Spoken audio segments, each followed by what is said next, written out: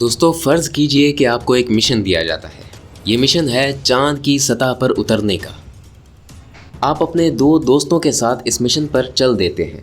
आप इस मिशन को लेकर बहुत एक्साइटेड होते हैं और बहुत कॉन्फिडेंट भी, क्योंकि ये कोई ऐसी चीज़ नहीं जो आपसे पहले किसी ने ना की हो। चाँद पर अपने जूते के निशान छोड़ने के ख्वाब देखते हुए आप ज़मीन से 3 लाख किलोमीटर दूर निकल आते हैं और अचानक एक ज़ोरदार धमाके से आप थरथरा उठते हैं। यकायक रॉकेट में मौजूद सारे अलार्म बजने लगते हैं और आपको पता चलता है कि आपके रॉकेट का फ्यूल टैंक एक्सप्लोड हो चुका है। इस सिचुएशन में जो एक चीज़ आपको सबसे वाज़ेह दिखाई दे रही होगी वो होगा आपका इख्तिताम, यानी दी एंड। आप समझ ही गए होंगे कि ये कितना खौफनाक मंज़र होगा। आप एक ऐसी जगह पर बेयारो मददगार हो गए हैं जहाँ ना कोई बंदा है और ना बंदे की ज़ात। दोस्तों सलीम टीवी में खुशामदीद।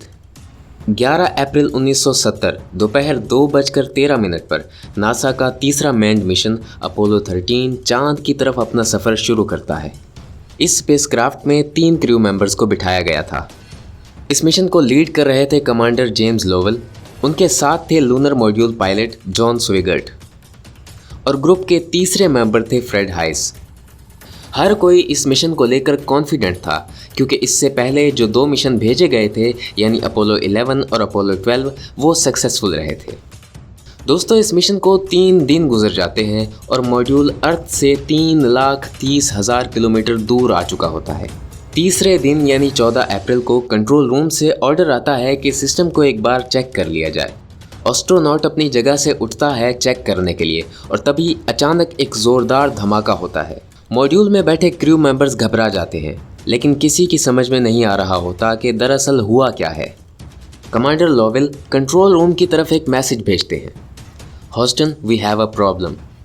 कंट्रोल रूम से इन्हें अपने अल्फाज दोहराने को कहा जाता है। एस्ट्रोनॉट इन्हें बताते हैं कि we had a problem here और पता चलता है कि मॉड्यूल का एक फ्यूल टैंक एक्सप्लोड हो चुका है। कंट्रोल रूम में मौजूद सब लोग इसका हल निकालने में लग जाते हैं। इतने में एस्ट्रोनॉट्स उन्हें बताते हैं कि मॉड्यूल का दूसरा टैंक भी डैमेज हुआ है और ऑक्सीजन तेज़ी से इसमें से निकले जा रही है। कंट्रोल रूम इन्हें ये चीज़ कंफर्म करने को कहता है। मॉड्यूल में बैठे खलाबाज इन्हें बताते हैं कि टैंक से गैस निकलते हुए दिखाई दे रही है, ये लाजमन ऑक्सीजन ही होगी। सूरत हाल बिगड़ने लगी थी और अर्थ पर मौजूद कंट्रोल रूम को इन खलाबाजों की जान बचानी थी किसी भी सूरत। चुनाचा अब नासा के पास 2 रास्ते थे।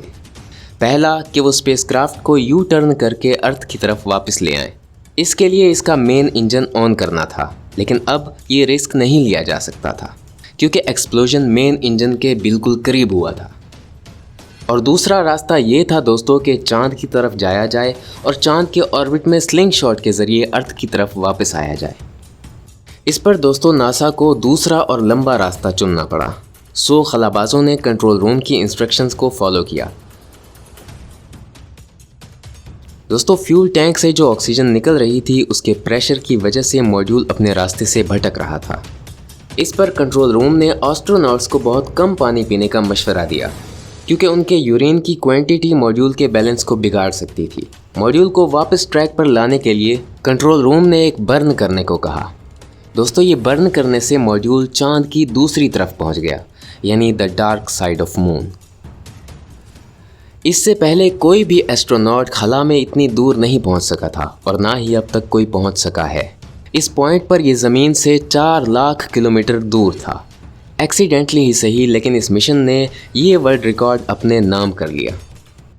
खैर दोस्तों अभी भी एस्ट्रोनॉट्स के लिए 153 घंटों का वक्त बाकी बचा था, लेकिन इनके पास ऑक्सीजन अब सिर्फ 1 घंटे की बची थी। कंट्रोल रूम में बैठे हुए सभी लोग कैलकुलेशन करते हैं और मॉड्यूल पायलट को एक और बर्न करने को कहते हैं और मॉड्यूल पायलट ऐसा ही करते हैं। ये बर्न दोस्तों थोड़ा ही सही मगर काम आ जाता है और मॉड्यूल का टाइम इंटरवल 11 घंटे कम हो जाता है। अब मॉड्यूल ज़मीन की तरफ बढ़ रहा था, लेकिन अभी एक और मसला बाकी था, कूलिंग वेपर्स। इनका प्रेशर मॉड्यूल को रास्ते से दूर ले जा रहा था। इस मसले को ओवरकम करने के लिए एक और बर्न करना लाजमी था, लेकिन कोई शोर नहीं था कि ये मॉड्यूल एक और बर्न बर्दाश्त कर पाएगा या नहीं। खैर दोस्तों खुशकिस्मती से मॉड्यूल ये बर्न भी बर्दाश्त कर लेता है। अब बारी आती है अर्थ के एटमॉस्फेयर में एंट्री की, क्योंकि दोस्तों जब ये मॉड्यूल अर्थ के एटमॉस्फेयर में इंटर करेगा तो एक भारी हीट इम्पैक्ट होगा और बहुत ही कम चांस थे कि ये मॉड्यूल सरवाइव कर पाए। इसके लिए खलाबाजों को वापस कमांड मॉड्यूल में जाना था, जो कि अर्थ के बाहर मौजूद था। एस्ट्रोनॉट्स कमांड मॉड्यूल में शिफ्ट हुए और अर्थ के एटमॉस्फेयर में एंट्री ली। दोस्तों इस एंट्री में कम्युनिकेशन ब्लैकआउट होना था। कंट्रोल रूम और मॉड्यूल में राब्ता नहीं हो सकेगा, जो कि कंट्रोल रूम की कैलकुलेशंस के मुताबिक 3 मिनट का होना था। एटमॉस्फेयर में इंटर होते ही एक हीट इम्पैक्ट देखने को मिला, जो कि एक्सपेक्टेड था, और तवक्को के मुताबिक कम्युनिकेशन ब्लैकआउट भी शुरू हो गया। एस्ट्रोनॉट्स की फैमिलीज़, उनके दोस्त और काफ़ी मिकदार में लोग ये होता हुआ देख रहे थे।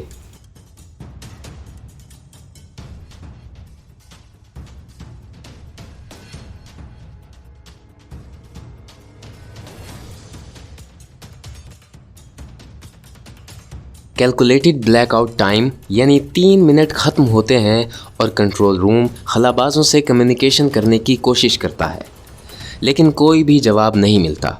सब लोग इंतज़ार कर रहे थे कि कब मॉड्यूल से जवाब आता है। 1 मिनट गुजर जाता है लेकिन कोई जवाब नहीं। 2 मिनट, 3 मिनट, 4 मिनट, कोई जवाब नहीं। सबके कान मुंतज़िर थे कि कब उनका जवाब आए। 4 मिनट 47 सेकंड बाद मॉड्यूल से जवाब आता है, Houston, good to see you again.